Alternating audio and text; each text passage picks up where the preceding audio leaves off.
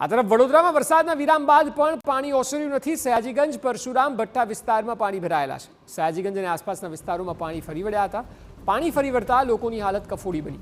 પાણી ભરાઈ રહેતા ગંદકી ફેલાવાનો પણ ભય જોવા મળી રહ્યો છે। વડોદરા શહેરના સયાજીગંજમાંથી પસાર થતી વિશ્વામિત્રી નદીની આસપાસ નીચાણવાળા વિસ્તારોમાં રહેતા લોકો સૌથી વધુ પ્રભાવિત થતા હોય। ભારે વરસાદ થયો હોય કે પછી આજવા સરોવરમાંથી પાણી છોડવામાં આવ્યું હોય, તેઓને અહીંથી ખસેડવાની નોબત આવતી હોય છે, પરંતુ તેઓના માલ સામાનની રક્ષા થઈ શકતી નથી। પરશુરામ ભટ્ટાનો આ વિસ્તાર છે। બ્રિજ પર અત્યારે અમે ઊભા છે અને નીચેના દ્રશ્યો જોશો તો અંદાજો આવશે કે આ કયા પ્રકારનું પૂર હતું, કેટલી ઊંચાઈઓ સુધી પાણી પહોંચ્યું હતું। હજુ પણ જે રિક્ષાઓ છે તે અને અન્ય જે વાહનો છે તે ભંગાર બનીને પડેલા છે। જે માલ સામાન હતો લોકોના ઘરોની અંદર અથવા તો ઝૂંપડાઓની અંદર તે પણ ભંગાર અને કચરો બની ગયેલ છે અને આ ભંગાર અને કચરો જ હવે તંત્ર માટે ચિંતાનો વિષય છે। જે રીતે પાણી હજુ પણ ભરાયેલા છે તેનો સંપૂર્ણ નિકાલ થઈ જશે તો તે કાદવનું સ્વરૂપ લઈ લેશે, કચરાનું સ્વરૂપ લઈ લેશે અને પછી આરોગ્ય સામે ગંભીર ખતરો ઊભો થઈ શકે છે।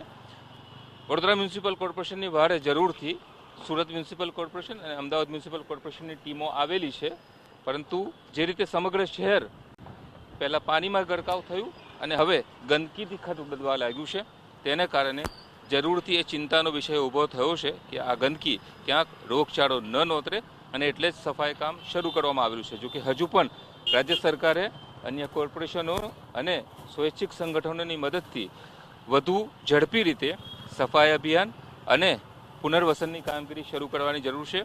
ખાસ કરીને જે ગરીબ અને શ્રમજીવી પરિવારોના જે વિસ્તારો છે, વસાહતો છે, તે વિસ્તારોની અંદર બચાવ કામગીરી ઝડપથી કરવાની જરૂર છે, પુનઃસ્થાપન કરવાની ઝડપથી જરૂર છે।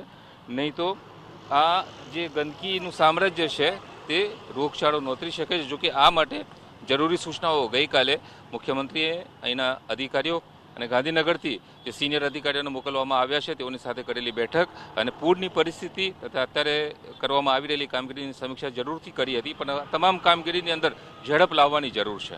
કેમેરામેન ઇમરાન શેખ સાથે યુનુસ ગાઝી, TV9 વડોદરા।